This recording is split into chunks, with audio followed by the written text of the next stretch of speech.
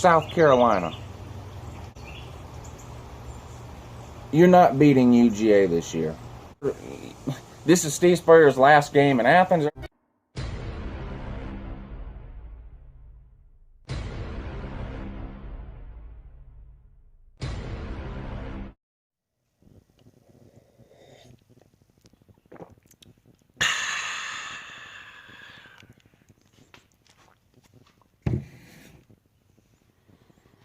Good morning.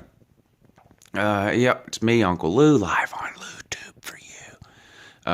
Yep, with another mind-bending, hair-raising, head-scratching edition here of the Uncle Lou Show.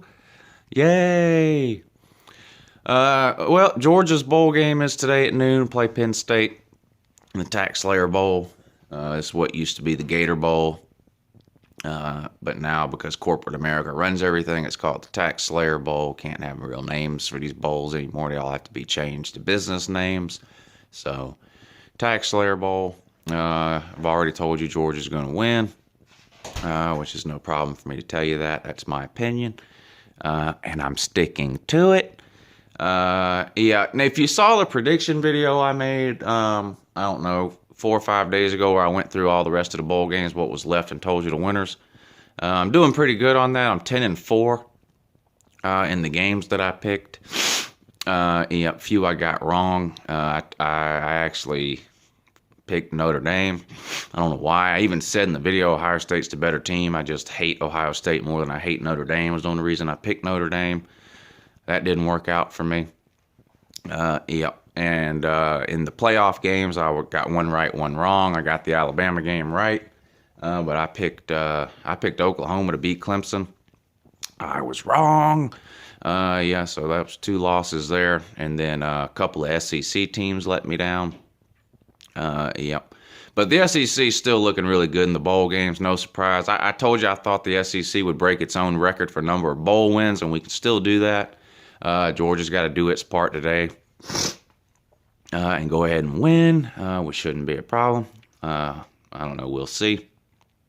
And, and Florida State lost, which was great for me. Of course, I did pick Houston to win the game. I was right, which means I've already won my bet with that Florida State fan here on YouTube. Sheltered Hell's his name. Look him up if you're not subbed to him already. He's a Florida State fan on here, but we had a bet. He made a bet with me before the season started. He said Florida State would win 2 more games than Georgia would win. Now that Florida State lost their bowl game, that's impossible because it just is not going to happen. So, yep, Florida State right now has 1 more win than Georgia, and they don't have any more games to play. So whether Georgia wins or loses, no way Florida State wins 2 more. If we win, our records will be the same. If we lose, they'll have 1 more win than us. So, yep. So I won the bet, which is good for me. Anyway, yeah, I'm a little more interested in the Georgia game now than I was when I made that video a few days ago, and that's purely because some of these Penn State fans that I've come across have got me all riled up. What a delusion they're living in up there. I know fan is short for fanatic, so I get it. And, Penn State fans definitely aren't the first fan base willing to overlook, something bad within their program, or to dismiss something bad within their program like it's no big deal.